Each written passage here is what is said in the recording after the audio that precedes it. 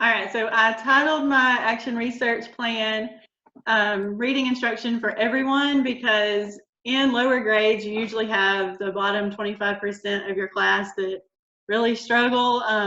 These are your at-risk kids. Usually they have some kind of mental disability like ADHD that keeps them from learning like everybody else. All right, so the statistics for our school, we have 476 students in grades pre-K through 4th grade. 46 are on free and reduced lunch, 88% are white, 7.1% are Black or African American, 1.5% are Asian, and 3% are other. All right, so my biggest problem in the classroom is when I am delivering reading instruction. Usually it is whole group, so everybody at one time is listening. Going through the whole I do, we do, you do is a little hard when the time limit is there and you can't have everybody practice at the same time. You've got some kids that are eager to learn, they've got their hands raised, they want to be, they want to please you, and then you've got those kids who just don't care. They're playing with their shoe while you're teaching, and you know, the typical this is boring and I don't want to deal with this, especially when you're trying to teach phonics or blending sight words, that sort of thing. And I found that no matter how much of a show I put on and make it bright and sparkly and fun with music, it doesn't seem to always capture their attention. Okay, so my problem statement is, how can I change my reading instruction to reach those kids who have those mental disabilities? All right, so 3 words for you to know are mental illness.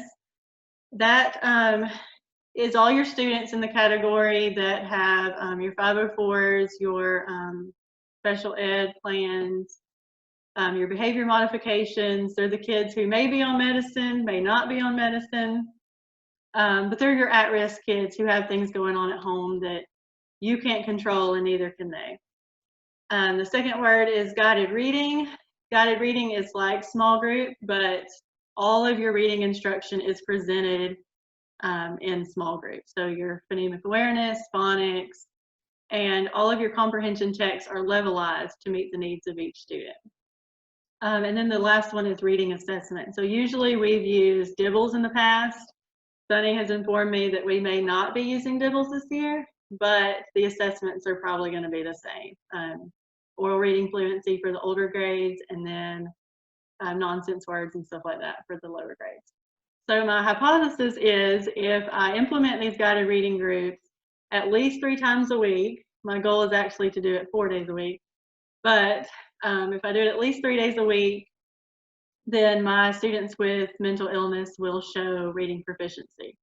My hopes is that they will be on grade level by the end of the year, whether a few months behind, but at least on grade level.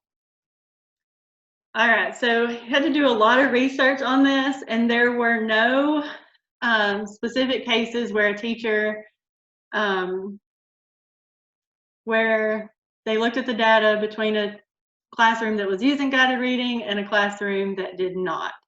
So I had to look up best practices for teaching reading and best practices for meeting the needs of students with mental illness. So what I found was that they were a lot of the same. So my instruction will be student based on student need in small groups with levelized text. My engagement will have multisensory, movement, graphic organizers, a lot of hands-on activities at my table where I can reach them.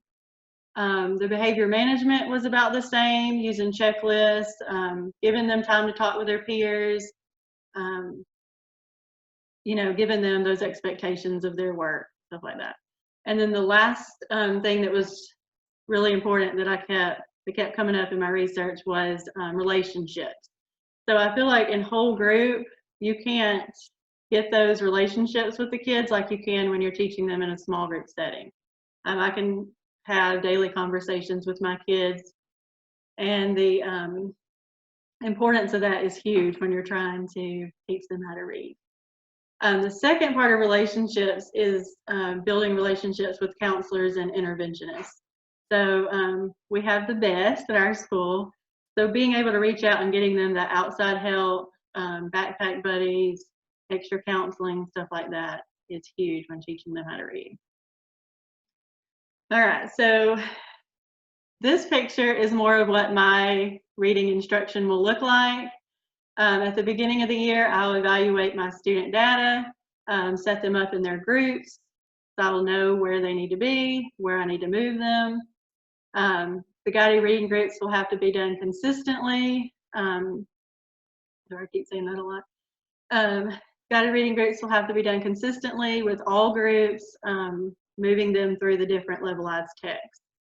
And then making sure I'm fostering those relationships, implementing behavior modifications as needed, that sort of thing. All right. So my student subjects, this is not a typical, what do you call it? Word just left me. It's not a typical study where I'm focusing on one student in particular. I'm actually going to use a whole grade level and look at the data throughout. So 2 classes are going to use the guided reading method and 2 classes are not. And then I'm going to compare just the overall class data at the end. And then I'm going to do a subgroup of the at-risk students. Usually there's about 4 or 5 kids in each class.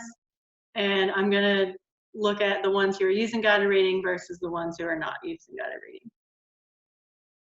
All right, and that's all of my references. If you're interested in any of the guided reading stuff or, you know.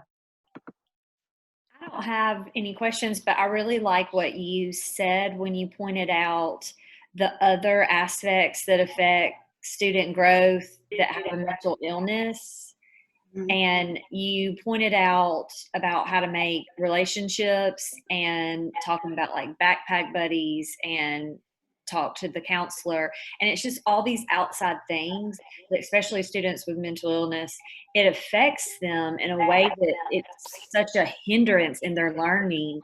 And I think it's just so important today than it has been ever that we think about all those things, all the barriers that are affecting a child when it's like they're not showing growth in a specific subject area. So I really like how you pointed out when you meet all those other needs, that is a huge factor in their reading growth. And it's not typical to reading instruction. So kudos. I think that's a big, big factor. Right. I'm hoping that that will foster relationships with parents. And then once they're on board, it'll be easier to help the child. So yes, love it. How did you come to want to do research in this area? Did you find problems like that in your classroom or hindrances or something?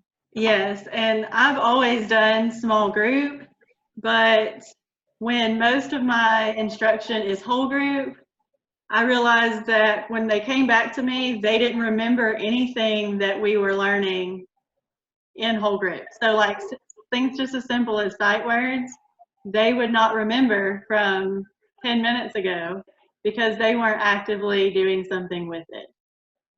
So I feel like at my table where I can put my hands on them and give them some kind of activity with it, it'll be a lot more meaningful too. Yes. Yeah. It's sometimes easy for them to like hide in whole group, and small groups, that good way to get them where they can't hide, you know, from if they have a need. And some of my students in my 3rd grade classroom that are a little bit more timid in speaking, like talking out and like sharing their thinking in a whole group setting, they get real nervous, a few of them. But when they're in a small group setting or one-to-one, they talk so much more. And so I think that's really good to give the students a voice that typically wouldn't have one in whole group as well. Right, right. Any other questions? So what are your other kids going to be doing they're not in small group? So as we move in and out of small groups, they will have literacy stations that they have to complete for certain days.